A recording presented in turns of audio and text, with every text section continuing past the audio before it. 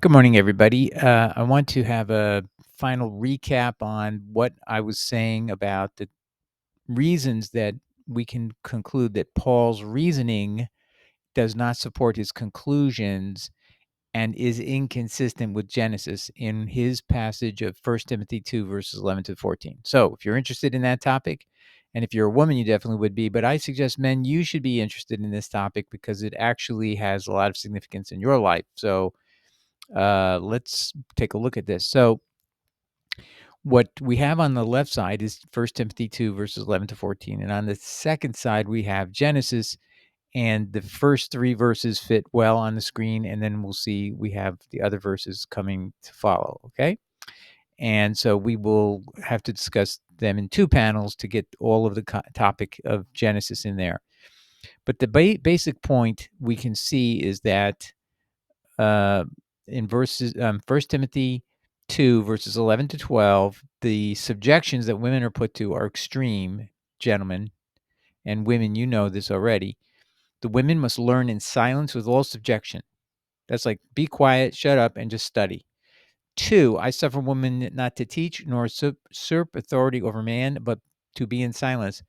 So technically, that doesn't say there's like she can teach children even. I mean, it seems to be directed at any kind of teaching. She can't speak because now she has to be silent in the first thing. How can she teach if she's got to be silent? So there's this incongruity, nor suggests another third reason she can't, a third situation she can't do. She can't usurp authority over man. And that may not be having anything to do with teaching, just simply have authority over man, be president of the United States, be a judge in a court, whatever. But that instead, her role is to be silent. So, men, if you don't know how extreme this looks on the face of it, I mean, you could try to loosen it up and say, well, it just means she can't teach, but she could have authority over man as long as she's not in a teaching role. I don't think so. That doesn't make sense. But I mean, you could try to weasel around a little bit of it, but that's all. But bottom line, it sounds like she can never teach. Her duty is to be silent. This, as I showed in the last video, is exactly what the Pharisees taught. The woman was to stay at home. And in fact, they used the word imprisoned. She is imprisoned in home, but due to the 10 curses of Eve. So we still have the 10 curses of Eve right here in Paul's verses 11 to 12. So this is vital for your wife and vital for women to know, do I have to believe this about myself? Do I have to feel ashamed if I want to say something? I want to express my opinion about something. I want to have a viewpoint. Most women today, they're not listening to Paul every day. So that's good because we're going to see why. His grounds, his reasoning are false. Okay, so let's take a look at he's offered two reasons, and they're over here on the left, verses 13 and 14, and he's used the word for, and that means because of. So he's not saying I'm telling you on the authority of God. So that's another thing. People need to start reading Paul a little more carefully. Is he saying God said this to him? No, he's not even implying it. In fact, he's implying the opposite. He's implying that I'm going to teach you some principles from Scripture that should lead you to the conclusions that I'm giving you. So he's trying to prove these are reasons to believe what he's saying. So we're going to examine each of the two reasons. Verse 13 is one reason, and verse 14 is a second reason. Okay, so now the first reason. For Adam was first formed, then Eve. Now, just ask yourself, he's saying, if you believe Adam came first and Eve came second, somehow that supports the idea that my wife must learn, or any woman just have to learn in silence with all subjection, never being able to communicate, just learn, and never express themselves. I suffer a woman not to teach. That doesn't even, by the way, give a woman a right to teach women, doesn't give her a right to teach children. You say, well, wait a minute. It says, nor usurp authority over man. You're going to say, well, see, it must mean can't teach men. No, authority over man is a totally different and much broader category than teaching. It's like if you want someone to be a ruler in the church. Let's say you believe church leadership is a category where people have authority over others. You're saying that a woman cannot be an authority at church, or frankly, if you felt this was a moral imperative, it's a sin or not a sin, your wife couldn't have a job where she had an authority over any other human being on earth, even a woman. well, excuse me, over a man. She cannot ever have authority over a man, whether it's teaching or not teaching.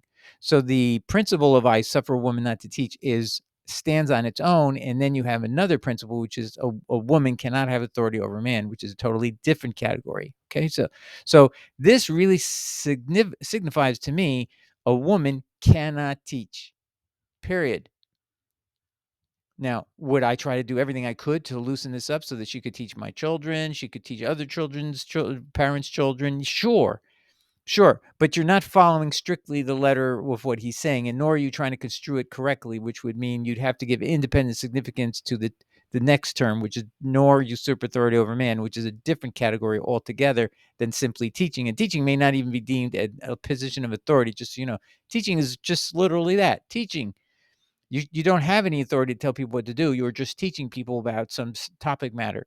The only authority you have is to give them a bad grade or call them absent for class or something like that. But okay, so now let's look at whether the first argument that Paul has. I mean, he's got two grounds uh, that these restrictions on women, that they're in all subjection, cannot teach, cannot have authority over a man, have to remain in silence. Okay, so what would justify that? His first reason is, and he uses the word for, and that means because of. So this is what he's claiming supports that. Adam was first formed, then Eve. So I don't see anything that directly supports, just reading that she would have to stay silent. I just see that she came second. And I just want to show you how you can determine if something makes sense or not. Just reverse it and just say, for Eve came second, but Adam came first. That just has as much sense as that she would, just using the sentence structure. Well, I'm going to mention Adam first, therefore he has a priority. Here I just turn around and say Eve came second, but Adam came first. So I just reversed it, but I used Eve first in the sentence, and so now she has the priority, and therefore she's in control, and she manages, and the man has to be silent. So it makes it just as much sense that Eve coming second could be emphasized, and I could claim that's a superior position. She came second. She's an improvement. And I think most men would agree, women are improvement over men, and God knew it, and he made her better than us in so many ways. So there you go. You could just arbitrarily pick that argument out of the sky. And what does that mean? It means there's no rational basis from who came first or who came second to conclude anything about one person has to be taught and the other person has to listen. One person has to stay silent all day long and stay in their home in prison, and the other has to, doesn't have to do any of that thing. And one person gets authority by their sex over another and the other doesn't. So it just makes no sense. It has no parallel or reasoning. Okay, but let's look at the second reason, because that's the one that has a possibility. Actually, it has a direct possibility for that point, if you believe in the principle, and we'll get into that. Okay, so now let's look at the last thing. And Adam was not deceived, but the woman being deceived was in the transgression. So let's break that down, analyze what he's saying. Adam was not deceived. And we're going to actually say that's true, but we have to read how he's using this. But the woman being deceived was in transgression. So what he's saying is Adam was not deceived, Eve was. And she was the one in transgression. And the implication by the contrast is Adam, did not sin. That's what Paul is leading you to conclude. Now, why would that be important? So the inference is there directly to make you think that Adam was morally superior to her. He wasn't deceived. She was deceived. Therefore, he's the better partner for making moral choices forever for all mankind, and all mankind has the same superiority with whatever Adam displayed in this encounter, the fall. He apparently did not sin. So when you look at the relative right and wrong, Paul's saying is the man is superior. He didn't get deceived. The woman got deceived. Therefore, he should be in charge. Sort of like, well, she made one mistake. Now she's in the back of the bus, and she'll always be in the back of the bus. In fact, she's got to stay silent, not teach, and not have any authority over man. This is her punishment for all of this. I mean, so now it's like another punishment. Okay, so is it true that Adam did not sin, that Adam had a superior moral situation going on? The answer is no, gentlemen, not at all. let's look at the account here. So we've got to go back a little bit here. 2:16, God commanded the human, that means Adam, you may eat from every tree of the garden, but from the tree of knowledge and the good and bad, you shall not eat from it. So who received the command? Adam. So is Adam bound by this law? Yes, because God gave it to him and he heard it from God and he was right there and he could see the tree. He could know the fruit. He would memorize what that fruit looked like and he would always know if he gets near that tree, can't eat that tree. I can eat all the other fruit, but I can't eat that tree. Must have been dozens of times he saw that fruit and he said, I can't eat that because, God told me not to eat it. So he's passing it by, passing it by, passing it by. Then God creates Eve. So did Eve ever hear that command directly from God? We don't know that. We have to infer, though, that the husband probably told her because she's going to repeat to the serpent that she understands there's a command that she cannot eat from that tree. So she's got a hearsay understanding that may be important to how she could be gullible. We'll see. But doesn't play a role actually in the story. Genesis 3:1. The serpent said to the woman, has God indeed said to you, you may not eat from any tree of the garden? So now he's planting doubts in her because why? She wasn't there. So now the serpent's making her wonder what really happened in that event. And then the woman said to the snake, from the fruit of the tree that is within the garden, God has said, you shall not eat from it or else you'll die. And the snake said to the woman, you won't die. So now the snake is actually countermanding what God said that she recalled. But again, she's already being shaken in her trust in what was said because, I'm going to say it seemed likely that she only had a secondhand knowledge. God didn't directly come to her and talk to her. So she's more susceptible to not believing the command in all its respects were relayed by her husband. Okay, and it says, because God knows that in the day you eat from it, says the serpent talking, your eyes will be opened and you'll be like God, knowing good and bad. So he gave her all clear, you won't die from this, and in fact, you'll get a benefit. You'll have better understanding. So everything seemed cool as long as the serpent is telling the truth. And by the way, the old argument is, well, why would God let this serpent be in the garden unless he wanted me to follow him and he's teaching me these things? So, whatever I'm doing here is God allowed this to happen. So, it's on God if I happen to listen to this and it's wrong, which by the way, is how people deal with it. If there's false prophecy, well, God allowed the false prophecy and the false prophet. So, if he allowed it, and I believe it, it's not my fault. It's his fault. That's not how God looks at things. She was supposed to know that what her husband said about this being death would come from eating this, a spiritual death is what was going to end up happening, and she shouldn't have eaten it herself. Okay, so she did wrong, but she was deceived into it because she was told lies that it doesn't kill you and it would make you more enlightened. So she was being told in essence that God was a liar. That this contradiction of God is okay to follow because God doesn't know as much as this serpent. Okay, and the woman, verse 6 of Genesis 3, and the woman saw that the tree was good for eating and that it was an attraction to the eyes and the tree was desirable to bring about understanding. And she took some of its fruit and she ate and gave to her husband, to her man with her as well, and he ate. And the eyes of the two of them were opened and they knew that they were naked. Okay, so now just think back here did she say anything to Adam to make him eat? No, except maybe here it is. She gave it to him. Actually, we don't have any words of her spoken. She simply hands the fruit to Adam. That's it. She doesn't say, I was told this isn't going to kill us. She doesn't tell him that we could have superior knowledge. She just simply hands it to him and he eats. Did he know this was from the garden tree that was forbidden to him to eat from? Well, the answer has to be yes, he did know, because in Genesis 3:8 it says, and they heard the sound of Yahweh God walking in the garden in the wind of the day, and the human and his woman hid from Yahweh God among the garden trees. So Adam knew he had done something wrong. Now, he wasn't deceived into it by either, from what we know, there's nothing deceptive that Eve said to him. She simply gave him the fruit. And the serpent didn't talk to him. So what was he doing? He was engaged in deliberate sin. He was deliberately going to defy God's word. That contradicted the serpent's words, contradicted God's words, and he's going to put more But excuse me, he did not hear a word that the serpent said. He simply was making a willful decision of eating this fruit. The woman relied upon the serpent's she trusted the serpent's words, but Adam simply decided he wanted to sin. So in the law, we call that a willful act, and the woman's action is known as negligence. So who between the two of these was the more morally defective person? The man. The man is the one who should be deemed in Paul's justification of what reason, who, if his principle, if Paul's principle in verse 14, let's take a look here. I want to show you something. If Paul's principle here in verse 14 is correct, and he's trying to contrast Adam against Eve. Adam was not deceived, the woman was deceived. So technically it's true the Adam was not deceived, but compared to the woman, he was acting deliberately.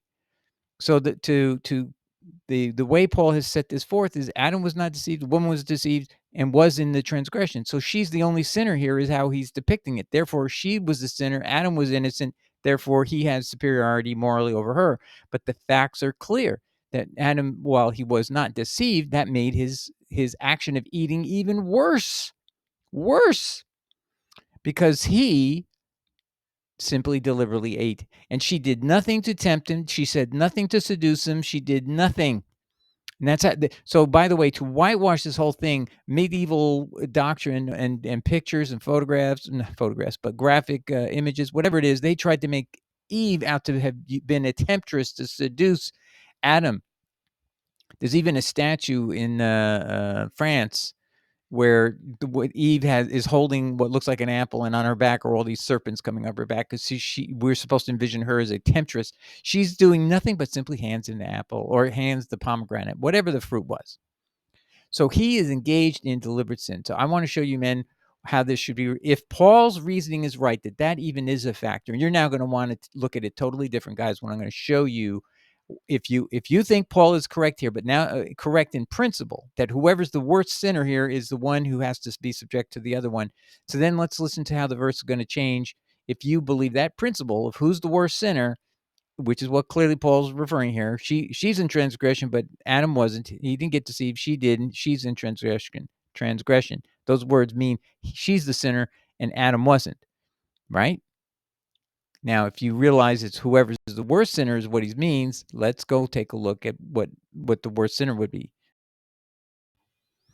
Okay, so let's look at what this would be if we put the shoe on the other foot, so to speak. So, men, what if Paul's principle was valid, that the greater sinner here is the one who is inferior and must be subjected to the other one being the ruler in the situation, and all the same principles we see in 11:12. So I want you to see and now feel for maybe the first time how women feel about Paul's ruling here. So it would read this way: men must learn in silence with all subjection. I suffer a man not to teach, nor usurp authority over a woman, but to be in silence. And then he could even use this verse because, I mean, it's nonsense. And so we could use this this verse would still be as nonsensical as it was when Paul used it. For Eve came second. We'll just make her sound more important. For Eve came second, but Adam came first. So that's just as much arbitrary nonsense as Paul offered. So I'm just doing the same thing he did, but that wouldn't be the point.